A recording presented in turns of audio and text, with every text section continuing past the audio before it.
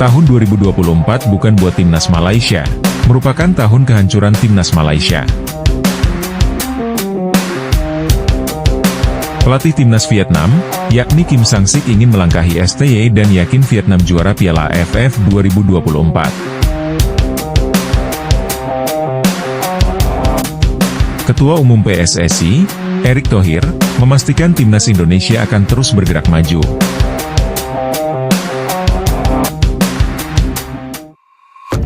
Tahun 2024 bukan buat timnas Malaysia.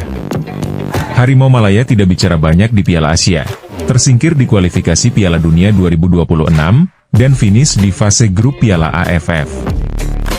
Teranyar, timnas Malaysia angkat koper lebih cepat di Piala AFF 2024. Malaysia tersingkir di fase grup, cuma finish di peringkat ketiga grup A. Malaysia cuma koleksi 5 poin dari 4 laga. Mereka kalah dari Singapura, 5 poin, dan Thailand, 12 poin.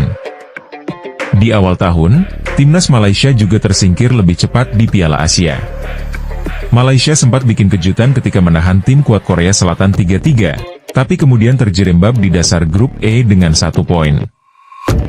Di ajang kualifikasi Piala Dunia 2026 zona Asia ronde kedua, Malaysia gagal melangkah ke ronde selanjutnya. Malaysia finish di peringkat ketiga grup D dengan 10 poin dari 6 laga. Mereka tertinggal tipis, 1 poin dari Kirgistan dan tertinggal 3 poin dari pemuncak grup, Oman. Di kategori kelompok umur, nasibnya setali 3 uang. Tim U23 mereka cuma finish di fase grup Piala Asia U23. Tim U16 finish di fase grup Piala AFF U16, dan tim U19 finish di semifinal Piala AFF U19. Tim U17 Malaysia juga gagal ke kualifikasi Piala Asia U17 2025. Begitu pula dengan tim U20 mereka. Timnas Malaysia dikabarkan mau revolusi sepak bolanya.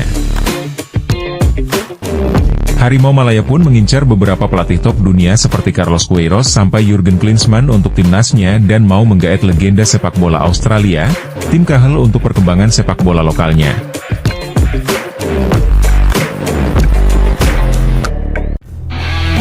Pelatih timnas Vietnam, yakni Kim Sang-sik, bertekad untuk membawa timnya menjadi juara turnamen ASEAN Cup 2024. Timnas Vietnam akan bertarung melawan timnas Singapura pada babak semifinal.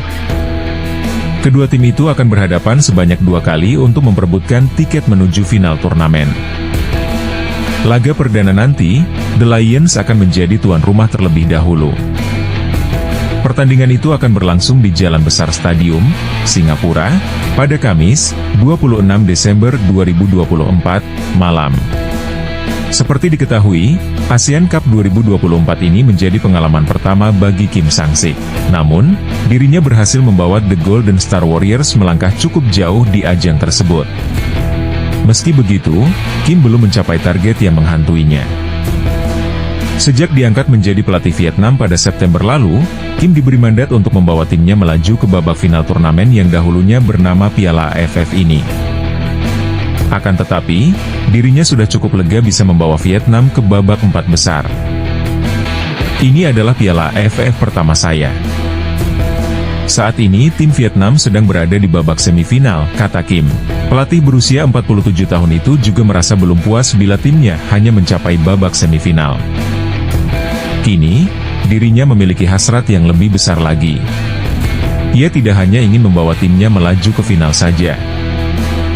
Kim menegaskan bahwa dirinya bertekad membawa Nguyen Quang Hai dan kawan-kawan menjadi juara turnamen edisi 2024 ini. Pelatih asal Korea Selatan itu sadar betul bahwa timnya sudah 6 tahun tidak mengangkat trofi prestise kawasan Asia Tenggara ini. Terakhir kali Golden Star Warriors menjadi juara itu pada 2018 lalu. Saat itu tim ini masih dinahodai pelatih legendaris yang juga berasal dari Korea Selatan, yakni Park Hang-seo. Oleh sebab itu, Kim ingin menyamai catatan pendahulunya tersebut dan tak ingin menyia-nyiakan kesempatan perdananya di ASEAN Cup. Sudah 6 tahun tim Vietnam belum meraih gelar juara. Saya berharap dapat menciptakan sejarah baru bagi sepak bola Vietnam di turnamen ini. Andai keinginannya itu terwujud, maka Kim berhasil melangkahi catatan kompatriotnya yang kini melatih timnas Indonesia, yakni Shin Tae-yong. Seperti diketahui, Shin sudah melewatkan turnamen ini sebanyak 3 kali. Ia menukangi Indonesia pada edisi 2020, 2022, dan yang terbaru pada 2024. Sayangnya, Shin selalu gagal membantu Indonesia mengangkat trofi. Pada 2020 lalu atau kesempatan pertamanya, STY mengantarkan skuad Garuda menjadi runner-up.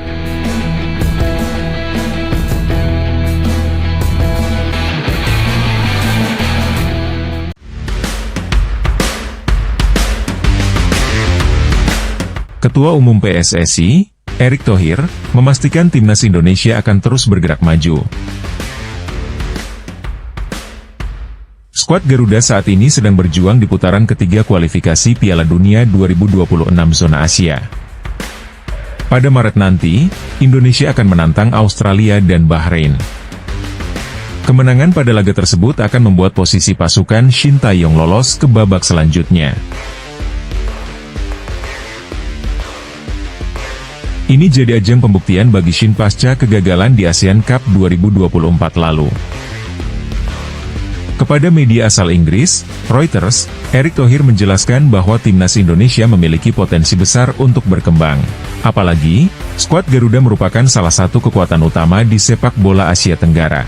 Indonesia can break all the way from their own box into the other one. Marcelino, did he wait too long? Menurutnya, butuh kerjasama di semua sektor agar bisa membuat Indonesia bangkit.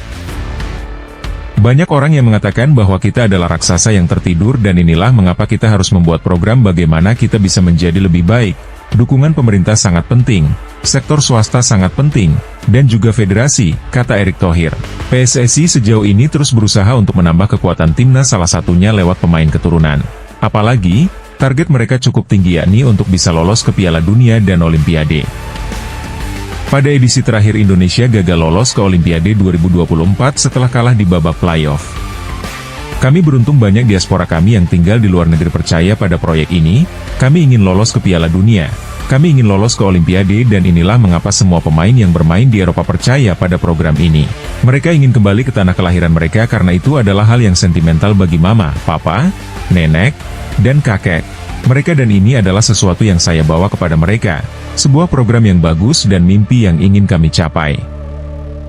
Selain itu, Erick memastikan akan terus melakukan perbaikan di Liga Indonesia.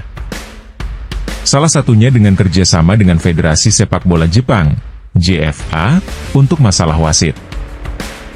Di sisi lain, klub juga harus memiliki tim muda yang kuat agar bisa menjalankan regenerasi dengan baik.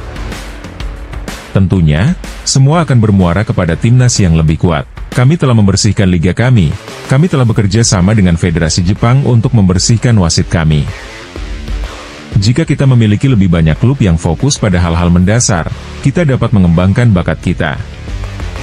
Tentu saja, kami sedikit unik karena kami mencoba melakukannya dari puncak piramida ke bawah. Kami akan melanjutkan program ini untuk membangunkan raksasa yang tertidur di peta sepak bola dunia.